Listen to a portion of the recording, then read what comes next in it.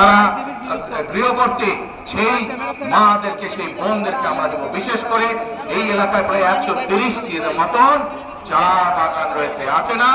এই চা বাগানের শ্রমিকরা, বিশেষ করে নারী শ্রমিক যারা, তারা অত্যন্ত কষ্টের মধ্যে দিনাপাত করতে হয়। তাদের যে আয় রোজগার হয় সেটি তাদের জন্য যথেষ্ট নয়।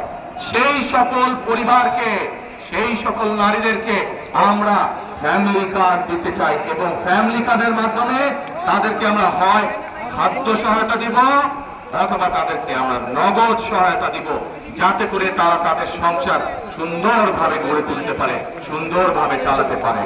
প্রিয় ভাই বোনেরা, চা শ্রমিকরা যেমন পাবে, একইভাবে একজন দিনমজুর তার স্ত্রীও সেই ফ্যামিলি কার্ড পাবে। একজন শ্রমিক, একজন কৃষক ভাই তার স্ত্রীও এই ফ্যামিলি কার্ড পাবে। আমরা এইভাবে যে সকল নারীরা খালেদা জিয়ার